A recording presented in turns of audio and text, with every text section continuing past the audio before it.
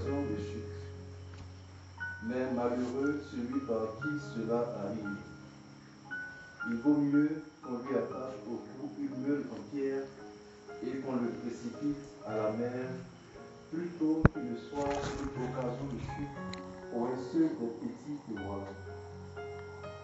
Prenez garde à vous-même. Si ton frère a commis un péché, fais-lui de vifs reproches, et s'il se repent, pardonne-lui. Même si 7 fois par jour il commet un péché contre toi, et que 7 fois de suite il revienne à toi en disant je me repens, tu lui pardonneras. Les apôtres dirent au Seigneur, augmente en nous la foi. Le Seigneur répondit, si vous aviez de la foi gros comme une graine de moutarde, vous auriez dit à l'arbre voici, déracine-toi et va te planter dans la mer, et il vous aurait obéi. Acclamons sa parole de Dieu.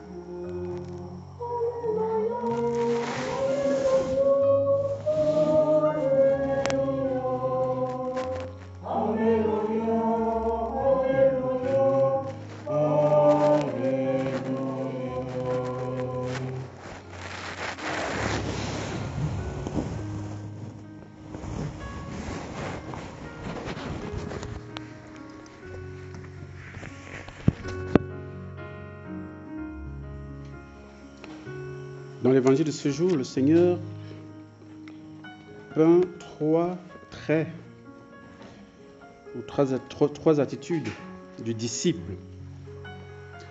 Jésus disait à ses disciples. Et premièrement, il leur dit qu'il est inévitable que surviennent des scandales, des occasions de chute. Bon. C'est terrible d'entendre cette parole de la bouche du Seigneur, quoi. Il est inévitable que surviennent les scandales. Il y en aura. Donc, ne vous faites ce que vous voulez, mais en tout cas, il y en aura les scandales.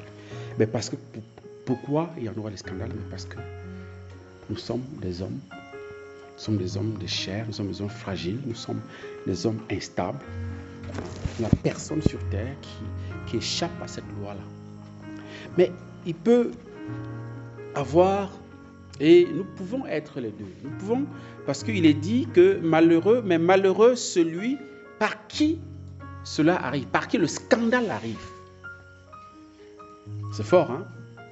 Et on peut se dire, mais ça ne me concerne pas.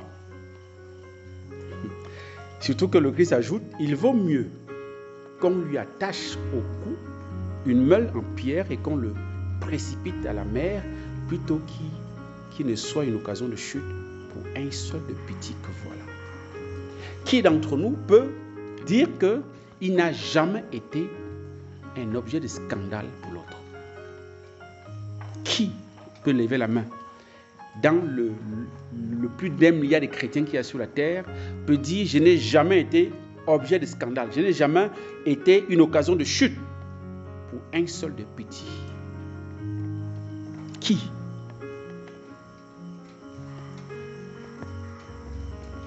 Et Dieu dit, si nous l'avons été, il aurait fallu même que nous soyons, qu'on nous attache au cou la meule en pierre pour nous jeter au fond de la mer. C'est fort. Et on peut, et on est des scandales pour les autres, mais aussi on est des bourreaux. Non, qu'est-ce que vous voulez dire? Des victimes. Nous tous aussi, on a été plus ou moins un jour été scandalisés par quelqu'un. Donc nous portons ces doubles images, ces doubles visages du disciple qui est à la fois, par son attitude, par son comportement, influenceur ou influenceuse. Dans le bon sens comme dans le mauvais sens. Nous sommes capables des deux. Et Jésus dit, il est impossible, il est inévitable qu'on ne le soit pas. Ce n'est pas possible.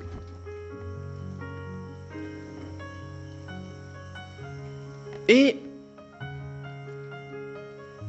deuxièmement, Jésus va inviter ses disciples à prendre garde. Prenez garde à vous-même. Si ton frère a commis un péché, fais-lui des vifs reproches. Le Seigneur nous invite à la correction fraternelle. Et pas de moindre, hein, fais-lui des vifs reproches. C'est-à-dire qu'il ne faut pas aller de main morte. Bon. Raison gardée, mais nous savons, par rapport à ce qui précède ce que je viens de dire, nous avons tous été objets de scandale et tout ça. Nous avons tous été des sujets de scandale et des victimes de scandale. Nous devons, raison garder aussi, lorsque nous reprochons notre frère et notre soeur, en tenir compte. Nous dire que nous-mêmes, on n'est pas des parfaits, on n'est pas mieux que les autres. Et donc, raison garder, il faut toujours accompagner les reproches de la charité. Tenir compte de la charité. C'est elle qui doit présider les reproches, les remarques faites à nos frères et à nos sœurs. Et Jésus dit, et s'il se repent, pardonne-lui. Même si 7 fois par jour, il commet un péché contre toi et que 7 fois de suite, il revienne à toi en disant, je me repens, tu lui pardonneras, dit le Seigneur. Ici aussi, ça nous concerne de part et d'autre. On a aussi été porté à pardonner à notre frère qui nous demande pardon parce qu'il nous a blessés. Mais aussi, nous aussi, on a blessé. Ça rejoint un peu la première approche par rapport au scandale. Nous avons été aussi objet de scandale pour les autres. Et donc nous devons apprendre, nous devons avoir l'humilité d'aller demander pardon. Autant on nous a fait du mal et que nous sommes appelés à pardonner, autant nous devons, si nous avons fait du mal et nous le faisons tous les jours, avoir l'humilité d'aller demander pardon. La leçon ici, c'est que nous devons être des gens de miséricorde, puisque Jésus parle de 7 fois. 7 fois, c'est la plénitude, donc il n'y a pas de limite. C'est toujours. Et même ailleurs, il va me dire, si peut-être tu dois pardonner à ton frère, qu'il vienne ou qu'il ne vienne pas. Puisque lorsqu'il dit, priez pour vos ennemis, souhaitez-leur du bien, pardonnez-leur, l'ennemi ne vient pas te voir pour demander pardon. Mais tu dois l'aimer, tu dois lui pardonner. Donc, qu'on vienne te demander pardon ou pas, en tant que chrétien, disciple de Jésus, tu dois pardonner. Et dernière chose, et c'est même la plus importante, il s'agit d'une prière.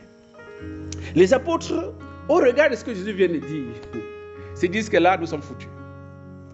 Non mais attends, en termes de scandale, nous on est champions de scandale, on est victime, on est aussi bourreau. Et puis, mais maintenant tu nous invites à pardonner jusqu'à 7 fois, en un seul jour, à quelqu'un qui nous casse les pieds. Et vice versa, bien sûr. Alors là, Seigneur, augmente en nous la foi. C'est l'essentiel. Si on n'est pas attaché à Jésus, si on n'est pas attaché à Dieu, on ne peut pas pardonner. On ne peut pas ne pas être scandale pour mon frère, pour ma soeur. Ce n'est pas possible. Donc c'est la clé. La troisième attitude, le troisième trait de cet évangile qui décrit le portrait d'un disciple, c'est de grandir dans la foi. Et la foi, c'est être attaché à Dieu. C'est l'adhésion à la personne divine. Et il s'agit d'augmenter. Hein, la prière est claire. Hein? Elle est brève, elle est claire, elle est concise. Augmente en nous la foi. Ça doit être notre prière. Que nous grandissions chaque jour dans l'adhésion à la personne de Christ pour être capables d'éviter d'être scandale pour nos contemporains.